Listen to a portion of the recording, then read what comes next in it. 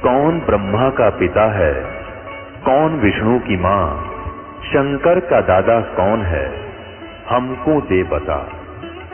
ये जानने के लिए कृपया सुनिए जगत गुरु तत्वदर्शी संत रामपाल जी महाराज के अमृत वचन सर्व पवित्र धर्मों के पवित्र शास्त्रों के आधार पर।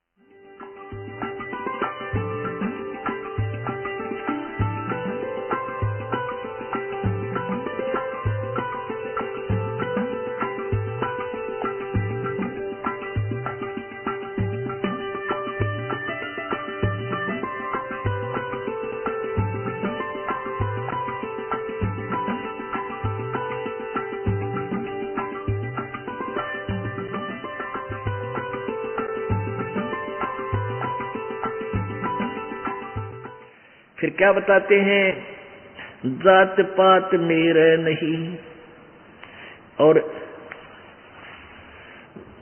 नहीं बस्ती नहीं गांव में, जात पात मेरे नहीं और यहाँ का कोई मेरा बस्ती गांव नहीं, मेरा ठिकाना तो कोई और है। गरीबदास अनंत गति नहीं हमारे साम, ये तेरे जैसा शरीर मेरा नहीं है, साम वाला नहीं है। नाद बिंद मेरे नहीं, नहीं गूद नहीं गात, गरीबदास शब्द सजा नहीं किसी का साथ। ए स्वामी सृष्टा में और सृष्टि हमारे तीर, दास गरीब अधर बसों में अवगत सत्य कबीर। ए स्वामी, रामानंद जी को कहते, ए स्वामी जी मैं सारी सृष्टि का रचने वाला हूँ, सृष्टा, और ये सृष्टि मेरे तीर, मेरे ही शक्ति के आधार पर ये सब लटक रहे हैं ब्रह्मांड, ये मेरे ही आश्रित है और मैं तो ऊपर अधर सतलोक में रहता हूँ, वहां बसता हूँ। अविगत सत्य कबीर, अविगत जिसकी गति से तुम परिचित नहीं है, जिसके विषय में तुम नहीं जान सकते, और वो मैं सत कबीर अविनाशी कबीर हूँ। सुन रामानंद राम हम और मैं बावन नरसिंह, दास गरीब कली कली हम ही से कृष्ण अभंग। ये तेरे राम और कृष्ण भी मेरे से ही उत्पन्न है, ये हमारे ही आधार है।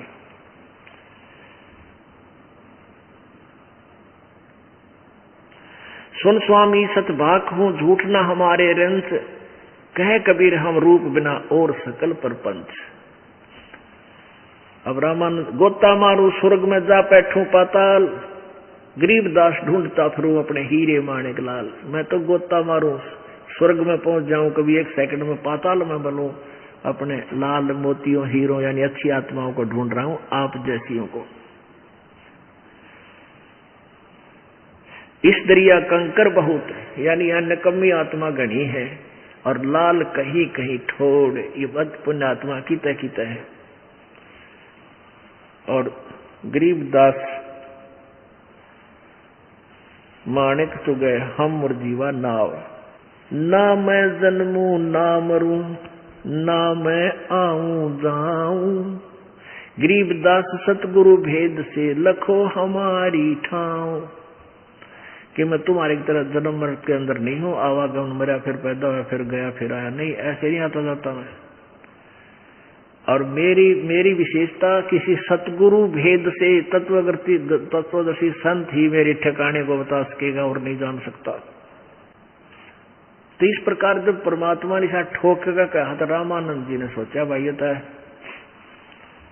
बात कुछ ऊंची ऊंची बोल रहा है यार, इतना कॉन्फिडेंस से बात कर रहा बालक। उस दिन रामानंद जी की कुछ पूजा रह रही थी कि वक्ते उठा ले गया, और रवि विवेकानंद कहने का, बच्चा तू बैठ जा, तेरे से लंबी वार्ता करूंगा, तू विश्राम कर, मैं पहले अपनी पूजा कर लेता हूँ। रामानंद जी क्या पूजा करते थे? मन में मानसिक पूजा करते थे कर्म कांड की। अब अपने जैसे अपने श्रद्धा बनाए रखने के लिए जैसे विष्णु जी की मूर्ति सामने हो, ऐसे कर्मकांड करते हैं साकार में कि विष्णु जी की, ठाकुर जी की मूर्ति होती है, कोई पीतल की बनवा ले, कोई चांदी की, कोई पत्थर की, उसको नवाते हैं पूरे स्वच्छ जल से, स्नान कराते हैं। फिर उसके छोटे छोटे कपड़े हुआ करें, छोटे छोटे कपड़े, धोती न्यारी, कुर्ता न्यारा है, ऐसे फिर माला, कंठी डाल देते, माला गले में। वैष्णोपन, ये माला की सिलसिला वैष्णो पंथों का है, कबीर पंथियों का नहीं है। ये तो भ्रमित है, सभी ज्ञान किसी को है नहीं। परंपरा देखा कंठी बांध लाएंगे। तो विष्णु जी के गले में कंठी डाली जाती है और ऊपर मुकुट रखते हैं और तिलक लगाते हैं। उस दिन रामानंद जी ने मानसिक पूजा कर रहा था, कोई मूर्ति नहीं थी। वो प्रतिदिन ऐसे अभ्यास हो रहा था जैसे कल्पना करी सामने मूर्ति आ गई, जैसे स्वप्न देखा करें, स्वप्न में होता है ऐसे मूर्ति को जैसे अपने हाथों से नवाया, फिर स्वच्छ पहले वाले कपड़े उतार दिए, फिर नवा के और स्वच्छ कपड़े धोती बांधी, कुर्ता पड़ा दिया छोटा सा, और फिर गले में उस दिन कंठी वो माला डालनी भूल गए तुलसी की, और तिलक ला दिया, ऊपर मुकुट रख दिया सिर पे। अब वो माला रहेगी, माला ना डाली। अब जिस दिन पूजा करते हैं मुकुट रखने के बाद माला उतारी नहीं, मुकुट नहीं उतरे, मुकुट उतार दिया तो पूजा खंडित होगी। और जब कंठी यानी पूरा श्रृंगार ना हुआ और वह माला रहेगी तो भी पूजा अधूरी। अब रामानंद जी ने देखा तो चाड़ा बहुत जुल्म हो गया भाई, अपराध लगेगा मुझको। आज पहली बार जीवन में मेरे से भूल पड़ी है कि मुकुट रख दिया और माला डालनी भूल गया। हे भगवान, आज मेरा कौन सा दोष आगे आ गया। अब ये सोचकर उसने सोची, चल माला को मुकुट के अंदर से डाल दूं, गले में चली जाएगी, मुकुट उतारना नहीं पड़ेगा। अब जैसे माला डालने लगा, वह मुकुट में अड़गी, आगे नहीं गई, मुकुट मोटा था, जैसे स्वप्न में आदमी दुखी हुआ करे ऐसे हो रहा था वो। और बहुत दुखी था कि आज के बड़ी भगवान, मेरे से कौन सी गलती बन गई। क्योंकि वो तो उद्देश्य उसका भगवान की भक्ति था डेली, और काम नहीं था, वो तो बाल ब्रह्मचारी था, सब कुछ त्याग कर औरों को समझा गए। और एक दिन की भी भक्ति ना बनी तो दुखी हो जाता था। परमात्मा बाहर खड़े थे, 5 वर्ष के बालक,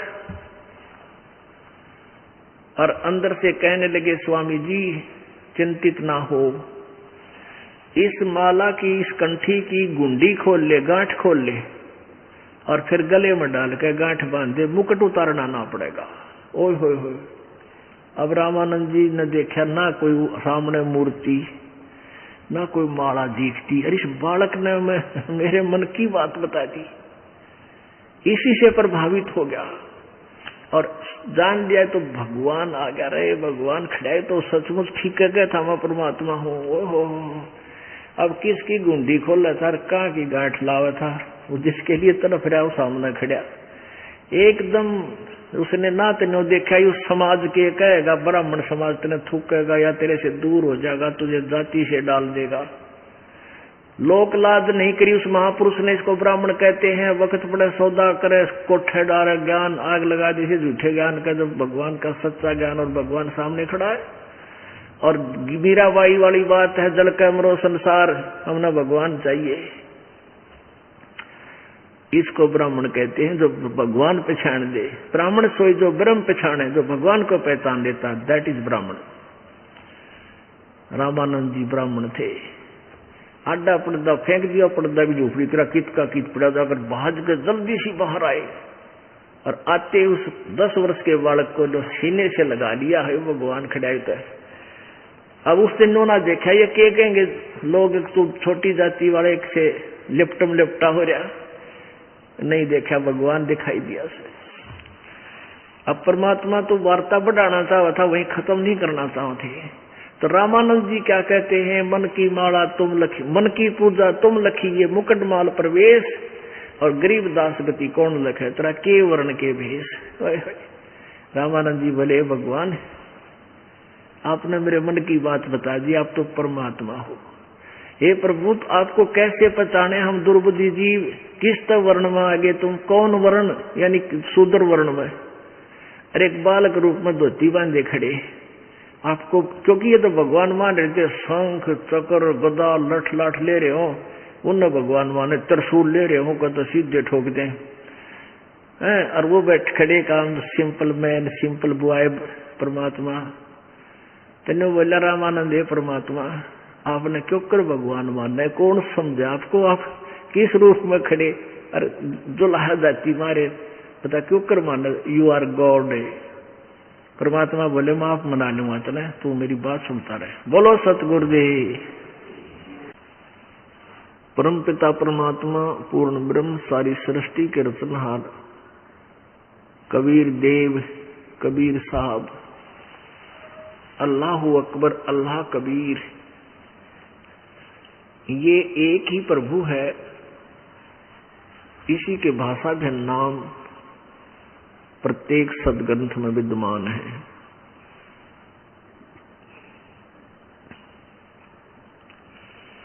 ये पूर्ण परमेश्वर है, हम सभी इसी परमेश्वर के बच्चे हैं। ये वो परमात्मा है जो 600 वर्ष पूर्व बनारस में काशी शहर में भारतवर्ष की पवित्र धरती पर 120 वर्ष तक एक तत्वदर्शी संत की भूमिका और एक जैसे एक सुयोग्य शिष्य की भूमिका और सुयोग्य नागरिक की भूमिका तथा एक ऐसा जीवन जीकर कि जैसे बहुत गरीब व्यक्ति हो, अपने हाथों से काम करके निर्वाह करके अपना कार्य करके अपना जीवन निर्वाह कर रहे हो। वो हमें एक उदाहरण देना चाहते थे कि पुण्यात्माओं, तुम काल के जाल में फंसे हुए हो, तुम यहाँ केवल माया जोड़न की होड़ लगाए बैठे हो, तुम्हें परमात्मा का ज्ञान है नहीं, परमात्मा के विधान से तुम परिचित हो नहीं, काल प्रेरित होकर आप केवल यहाँ खिलौनों से खेलते रहते हो। जिसके संतान नहीं है वो रो रो कर भगवान के आगे दूसरी डिमांड नहीं रखता, मेरा संतान दे दे, और निर्धन है वो केवल एक का डिमांड करे, मेरा गुजारा हो, मैंने धन दे भगवान, मुझे धन दे परमात्मा।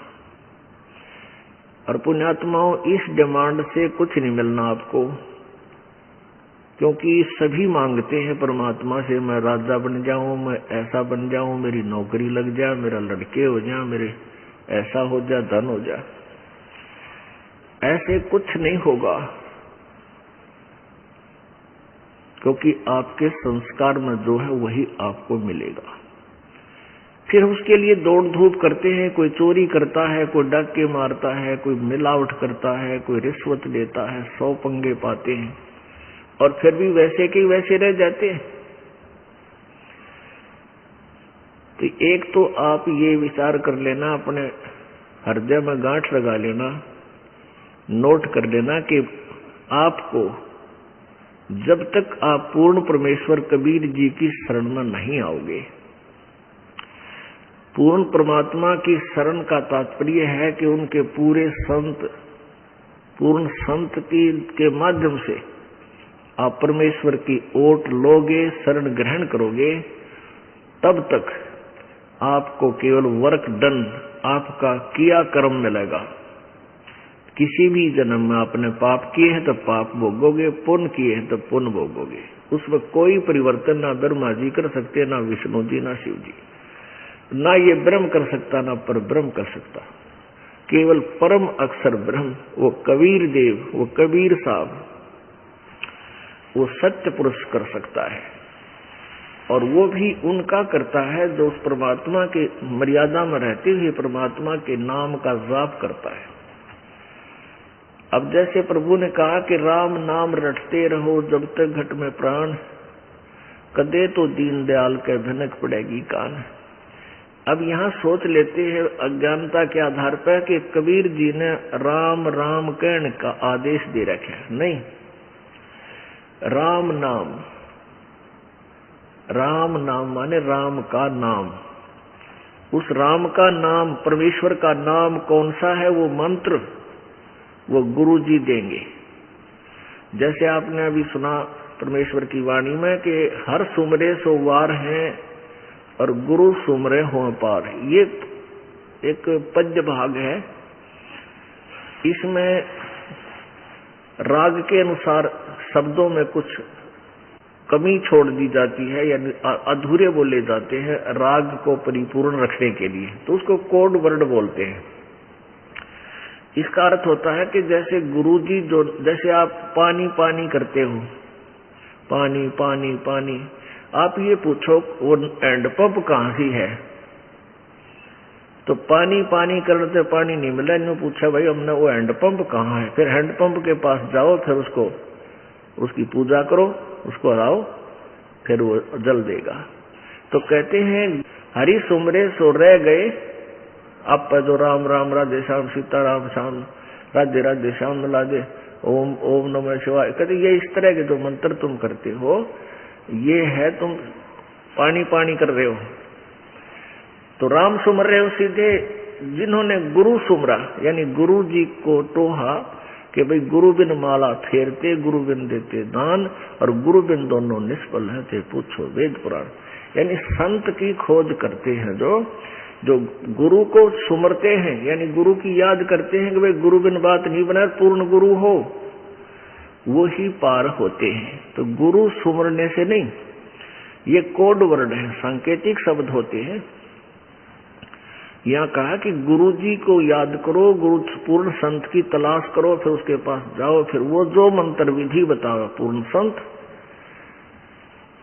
उससे सिमरण करने से पार हो गया। तो परमात्मा कबीर जी हमें ये याद दिलाने आए थे कि भाई तुम सेठ बनना चाहते हो, और सेठ कितने बनते हैं, देख लो आपके गांव में शहर में कितने पैसे वाले हैं, और सभी चाहते हैं मेरे अंदर धन हो, और दिन रात लगे रहते हैं, फिर भी ना होता। तो परमात्मा कहते हैं देते क्यों हर देते है जहां तहां से आन, ना दिया फिर मांगते फ्रियो, साहब सुने नहीं कान। साहब माने भगवान। अब जिन्होंने पूर्वजन्म में पुण्य किए हैं, धर्म किए हैं, तो वो आज उनको धन मिला हुआ है, और जिन्होंने दान नहीं किया आज वो घसियारे हैं। तो वो कब किए थे पुण्य? सभी कहते हैं कि ये अपने जो दुखी व्यक्ति होता है वो भी स्वयं कहता है कि अभी मैंने घने पाप कर रखे हैं, और जिस व्यक्ति के ठाठ है, जिसको हम झूठे सुख को सुख मान रहे हैं, इसी को ठाठ कहते हैं। किसी के बालक बच्चे ठीक हो गए, फिर वो नौकरी ठीक लग गई, 2 पैसे का गुजारा हो गया, तो दूसरे व्यक्ति का आक्रमण भाई ये घना पुण्यकर्मी प्राणी है, घने अच्छे कर्म कर रखे हैं।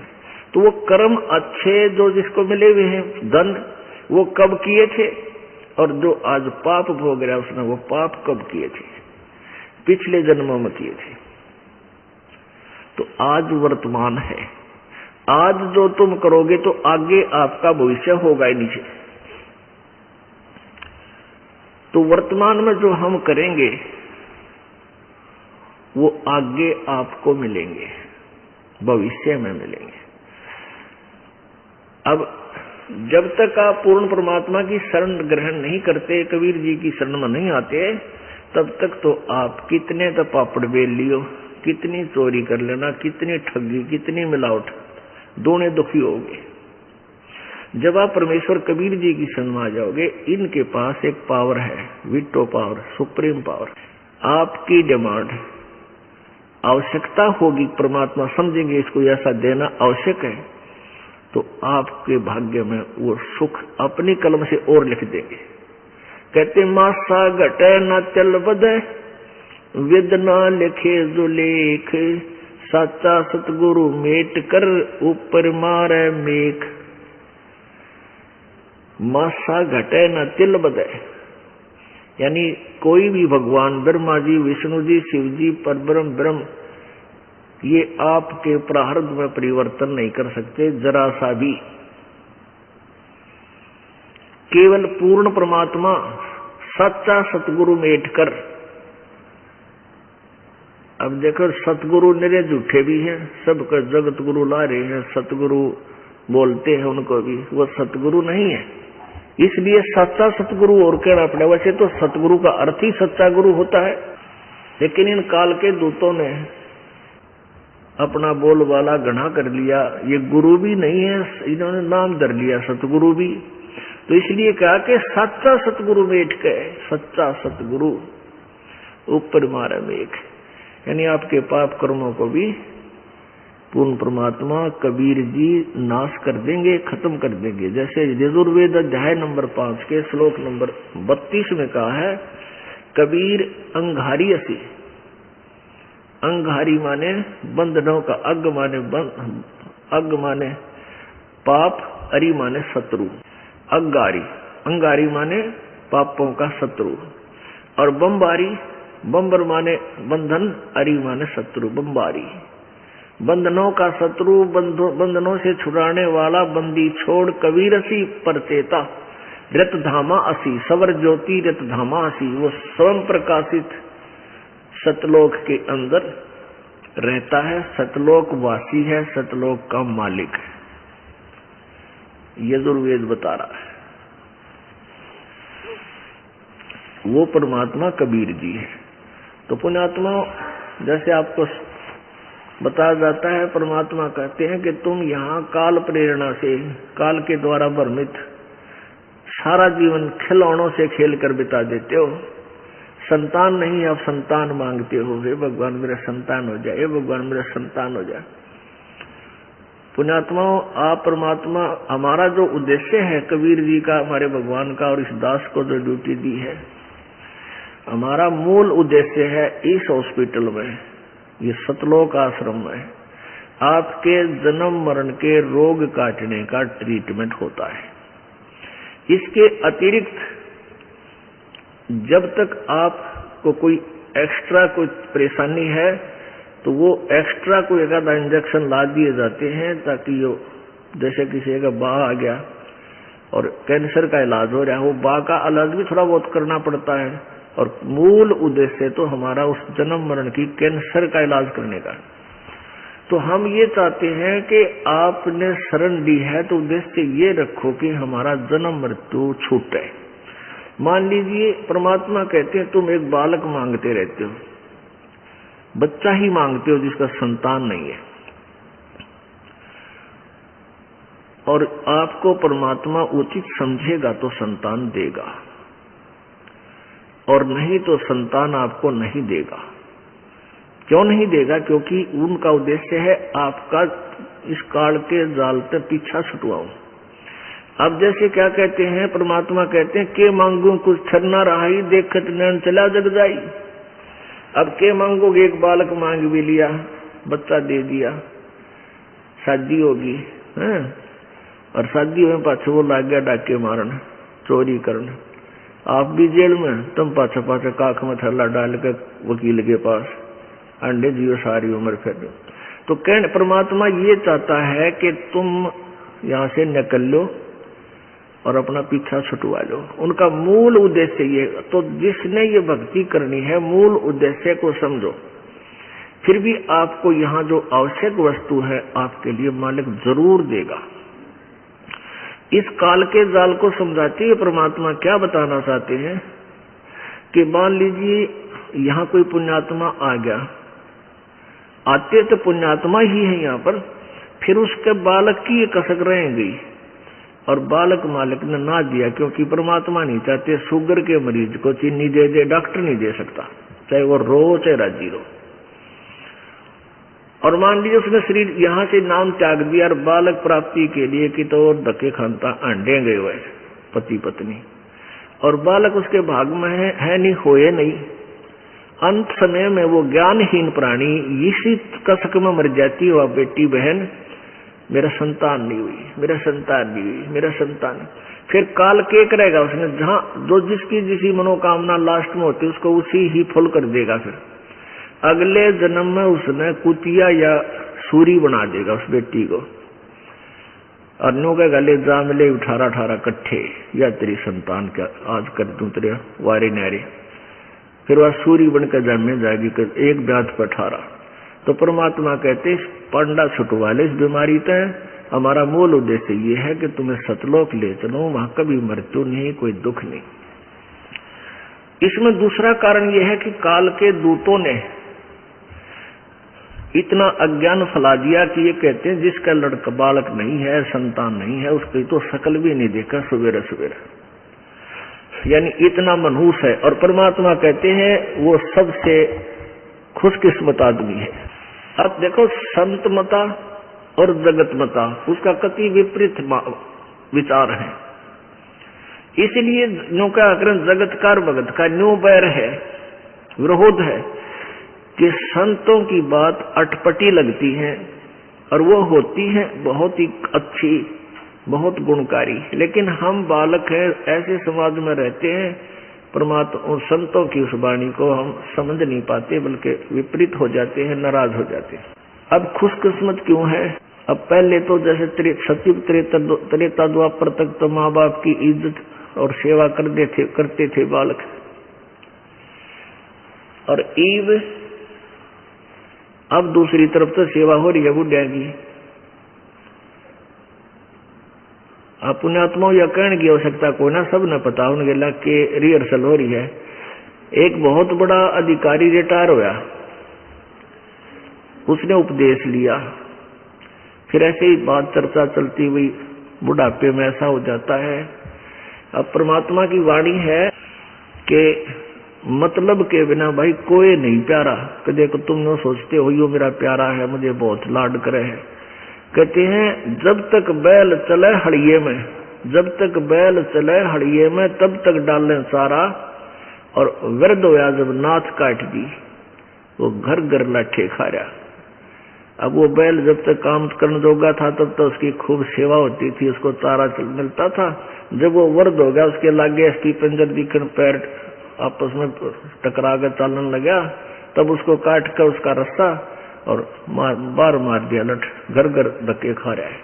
तो इतना स्वार्थ से हम उनको प्यार करते हैं। पहले नहीं बोलते मेरा बैल मेरा बैल, जब तक बैल चले हड़िये में तब तक डाले चारा, दर्द होया जब नाथ काट दी घर घर लाठे खारा, मतलब के बिना कोई नहीं प्यारा, मतलब के बिना कोई नहीं प्यारा। फिर क्या बताते हैं, दर्द होवे जब पड़े खाट में सुने वचन खारे, दर्द होवे जब पड़े खाट में सुने वचन खारे, कुत्ते तावण का भी सुख को न ये छाती फूकण हारे। अब बुढ़े बड़े हो जाते हैं बेचारे, ना उठने जोगे ना बैठने जोगे, ना अच्छा खास दिखे, और पुत्र वधू कह के जाओगी उसने अपनी सास ने देखती रही है कि कुत्ते बढ़ जाए भीतरे घर में।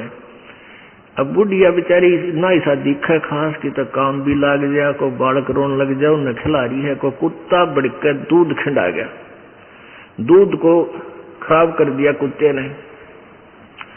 उसकी पुत्र वधू आई बाहर से, आते उसने देखा सारे आंगन में रसोई में दूध ही दूध है। तो बुढ़िया ही सुनाए श्लोक, अग थारा तुम्हारा तो कुत्ते तावण का भी सुख को ना क्यों छाती फूकती है मेरी बैठी बैठी आप। तो परमात्मा कहते हैं बूढ़ा हुआ जब पड़े खाट में सुने बतन खारे, और कुत्ते ताण का भी सुख को ना तुम छाती फूकन आ रहे। तो पुण्यात्माओं भाव ये है कि परमात्मा संतान देता है, बहुत अच्छी बात है। उस अपनी परमात्मा की दी हुई गिफ्ट को परमेश्वर के चरणों में समर्पित कर दे। उन बच्चों का परमात्मा के ही बालक जानकर, आप उनका नौकर जानकर, क्योंकि हम उस मालिक के नौकर हैं और उस मालिक ने हमें बच्चे दे दिए, उनकी सेवा करें खूब परमात्मा के बालक जान के। जैसे एक नौकर या नौकरानी किसी सेठ साहूकार के यहाँ नौकरी करती है, उसको बालकों की ड्यूटी लगा दी जाती है बच्चों की, कि इनको तू संभाल, नवा धवा, इनको खाना बना खिला, और स्कूल में इसके विद्यालय के में छोड़कर लेके आ। तो वो फिर अपनी इस डर से नौकरी करती है कहीं इन बच्चों की सेवा में कोई कमी आ जाए और मालिक दुखी हो जाए। उसने पैसे दे रखे हैं, बच्चों का भी खर्चा दे रहा है और उसकी तनख्वाह भी देता है। तो वो फिर बहुत डर से सावधानी से कोई कमी नहीं आने देती बच्चों की सेवा में। यहाँ तक देखा था इस दास ने, जब ये दास एक सर्विस करता था जेई की, तो वहाँ एक ऑफिस था हमारा, वो मेन रोड पर गेट था उसका, सामने बिल्कुल खुलता था। वहां से तीसरा चौथा मकान था एक अच्छे बड़े सेठ का, कंपनी मालिक का, और उसकी लड़की 8-9 वर्ष की होगी, और उसका विद्यालय था ज्यादा से ज्यादा 2000 फुट की दूरी पे।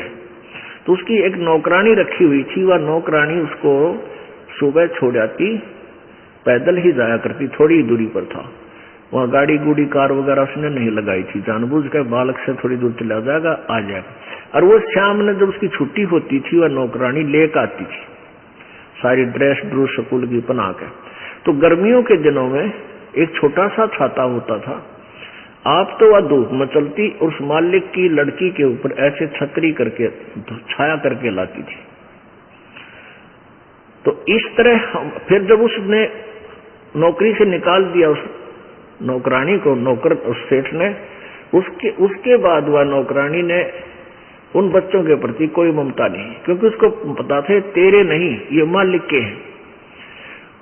और जब वो वहां से चलने लगी, निकाल दिया तो निकाल दिया, फिर उन बालकों में कोई मोह नहीं, क्योंकि उसका था को नहीं, पता था उसको। तो ऐसे ही आप इस भावना से आपको संतान मिली है, उनकी पूजा करो, सेवा करो, उनका ऐसे मालिक के बच्चे जान के भाई उनकी आपकी तरफ से कोई त्रुटि ना रहे।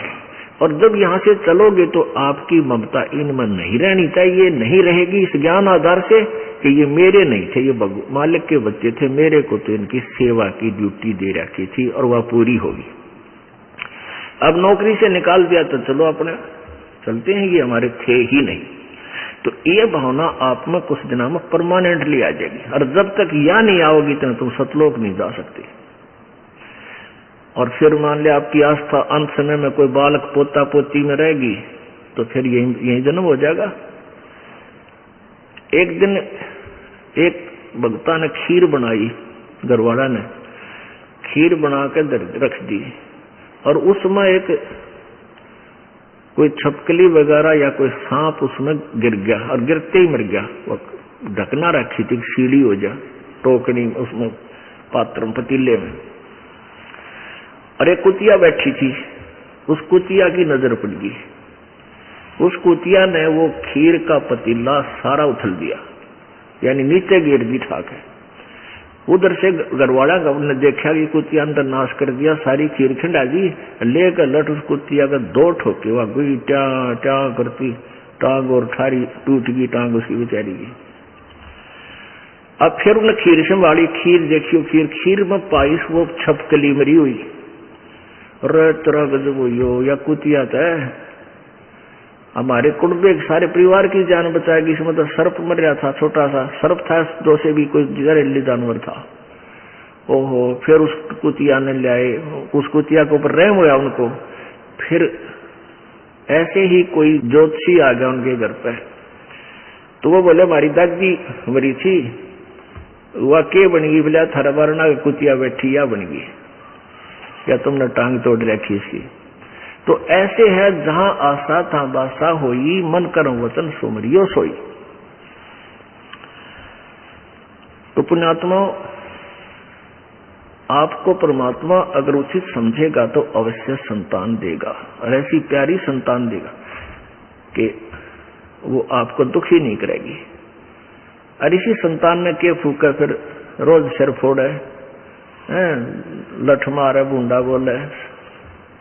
इस दास का संपर्क है, बहुत से दुखी परिवार मेरे दास के पास आते हैं, वो अपनी कथा सुनाते हैं, फिर बाद में मुझे छक कर रोना आता है।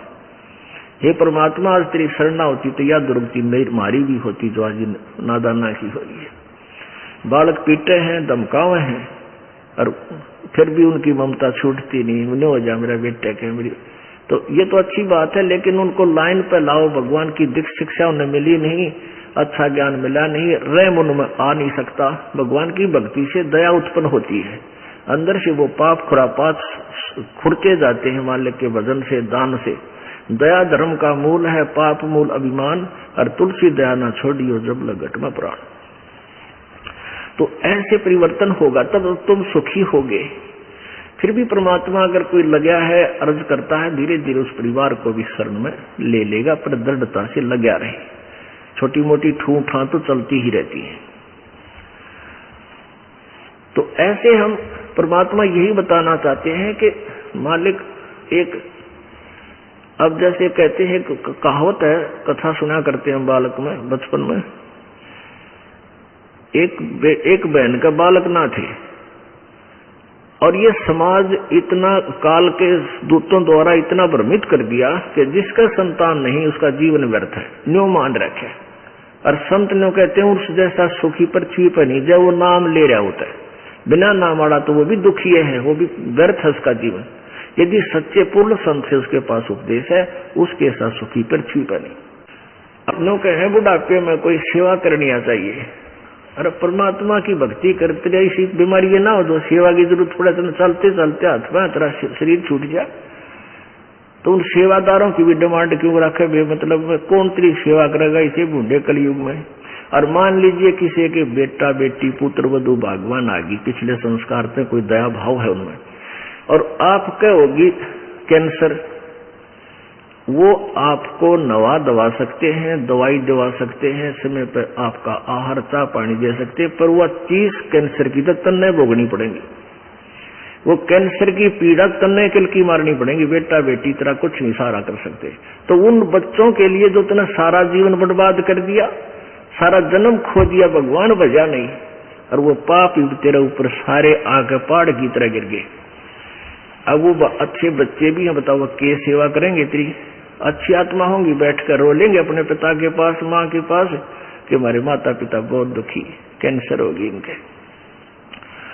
तो इस प्रकार हमने अपने जीवन में बहुत प्रयत्न करने की आवश्यकता है, और फिर आप भी सुखी, आपके बालका नबी मालिक के चरणों में लगाओ, सुख हो जाएगा। कुछ कहावत है, ये बहुत शिक्षाप्रद होती हैं, लगती हैं उठपटांग से, जिनके ऊपर हमने विचार करना चाहिए। अब जो प्रसंग चल रहा है, ये विषय हम बदल रहे हैं। परमात्मा कबीर जी हमें ये सदुपदेश देने आते हैं, यथार्थ ज्ञान देने आते हैं। वो चारों युग में आते हैं परमात्मा कबीर जी, चारों युग में आते हैं, और प्रत्येक युग में ऐसे ही सतलोक से चलकर यहाँ पृथ्वी पर आते हैं, और अपनी प्यारी आत्माओं को, जो उनके पूर्व जन्म के कभी भगत थे, फिर वह रह गए, ना पा रहे, अब फिर दुर्गति में साझा हो रहा है, कोई भक्ति भी कर रहे हैं, वो भी शास्त्र विरोध कर रहे हैं, उनके पास पहुंच जाते हैं, उनको अपनी शरण में लेते हैं। चारों युग में संत पुकारे, कूक कहा हम हेल रे, हीरे माणिक मोती बरसे, ये जग चुगता ढेल रे। परमात्मा कहते हैं कि कबीर परमेश्वर जी कह रहे हैं कि चारों युग में मेरे संत भी आवाज लगा लगा कर कहते हैं, और मैं भी आता हूँ, मैं भी आवाज लगाता हूँ। हेला, हेल माने हेला देकर, रुक के मार मार के आवाज लगाकर, तेज आवाज से गरज गरज कर बोलते हैं, पर हमारी बात ये लोग सुनते नहीं, इन नकली संतों की बातों को यकीन कर लेते हैं। हमारा ज्ञान किने ना सुनिया, पर भी लेन जात है दुनिया। हमारा ज्ञान कोई सुनता को नहीं, वो पर भी लेन जा, गंगा में नान, जोड़ में किधर तालाब में कहे, वहां पर भी लगेगी, और तरह के जो वही हो। कहते हम जो तत्व ज्ञान बता रहे हैं, इसको कोई नहीं सुनता, और पर भी लेन दुनिया जा, रेला पर लटक लटक कर, ट्रेना को ऊपर नीचे लज के, वो तरह के जो वही। वो केवल काल प्रेरणा से धक्के जो न खा रहे हैं, उनके पास यथार्थ ज्ञान न होने से अपना जीवन व्यर्थ कर रहे हैं। अब परमात्मा हमें चारों युगों में आते हैं और कहते हैं कि तुम जो साधना कर रहे हो ये गलत है, और जो हम बता रहे हैं ये साधना कीजिए। तो हमने उनकी बातों पर यकीन नहीं किया। क्यों नहीं किया? क्योंकि हम अशिक्षित थे, और हम ये निर्णय नहीं कर सके कि परमेश्वर जो बात कह रहे हैं ये सही है, ये मंत्र भी सही है, इनका ज्ञान भी श्रेष्ठ है। इसलिए हमने परमात्मा की इन वाणी पर विशेष ध्यान नहीं दिया, और अब हम शिक्षित हैं, अब हम सदग्रंथों से मेल कर लिया हमने कि परमेश्वर जो ज्ञान बता गए कबीर जी, वो हमारे सब सदग्रंथों से मेल खाता है।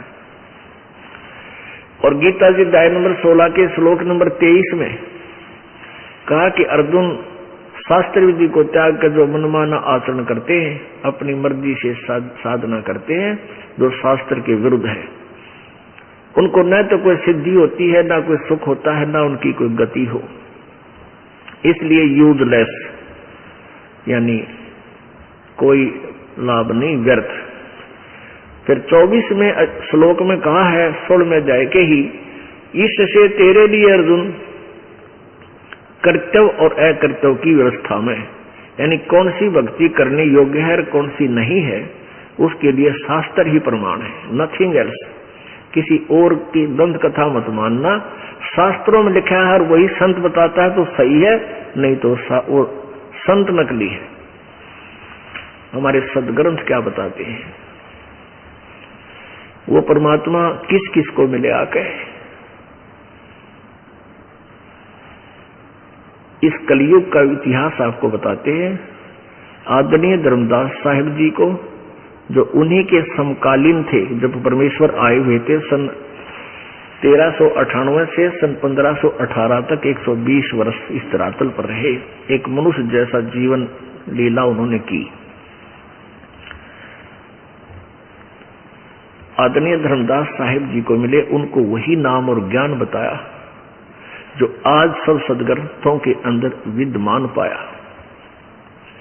आदरणीय मुल्कदास साहिब जी को, आदरणीय दादू साहिब जी को, आदरणीय नानक साहिब जी को, जो सिख धर्म के प्रवर्तक हैं, आदरणीय गरीबदास साहिब जी को, जो गांव छुडानी, जिला झज्जर, हरियाणा प्रांत में जिस उपलक्ष्य में ये समागम चल रहा है, वो इसी उपलक्ष्य में है कि उनको परमात्मा कबीर जी सतलोक जाने के उपरांत फिर पुनः यहाँ अपनी प्यारी आत्माओं को बताने के लिए, ज्ञान समझाने के लिए गरीबदास जी को मिले सन 1727 में, यानी फाल्गुन सुदी द्वादशी, यानी फागुन उतरते की द्वादश, जो आज वो जो दिन है ये द्वादशी का, इस दिन परमेश्वर आकर के सतलोक से चलकर कबीर जी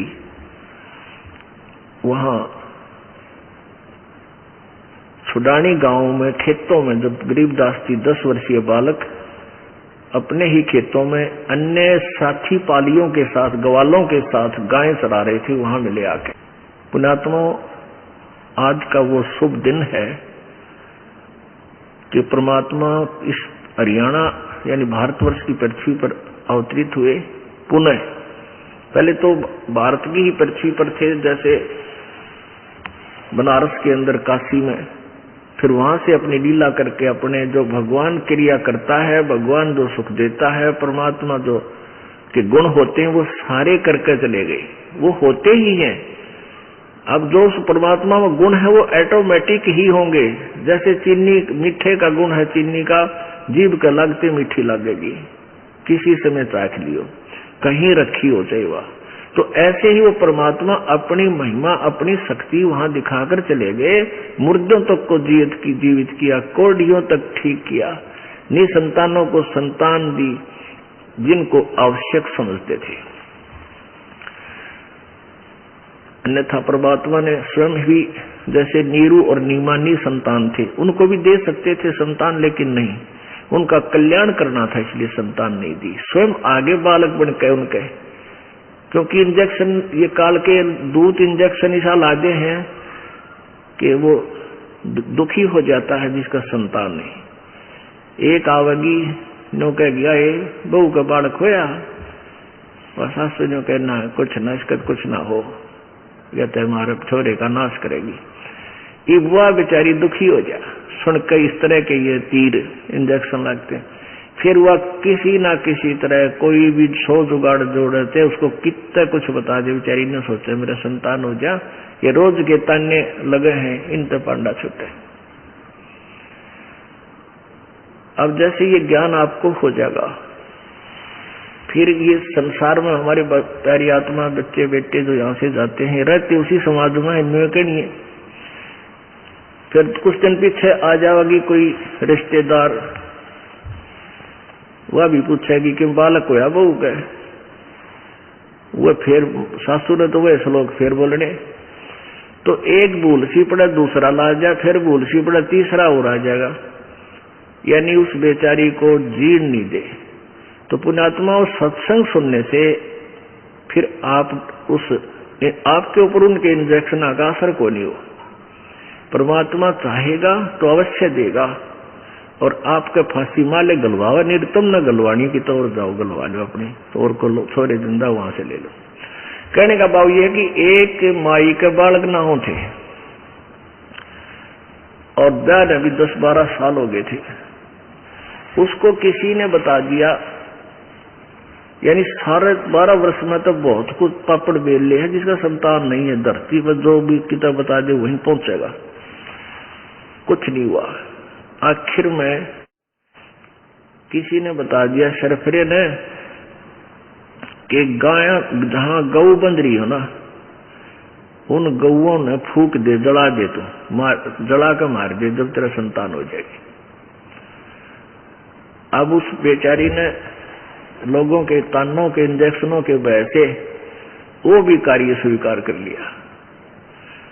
रात्रि के समय, पहले पुराने समय की बात है, मटके का ढक्कन होया कर इसका मिट्टी का, उसके ऊपर आग रख के रात में चल पड़ी। उसका ससुर देखा था, उस ससुर की जाग खुल गई कि भैया कितना है तेरी पुत्र वो दूर रात में 12 बजे।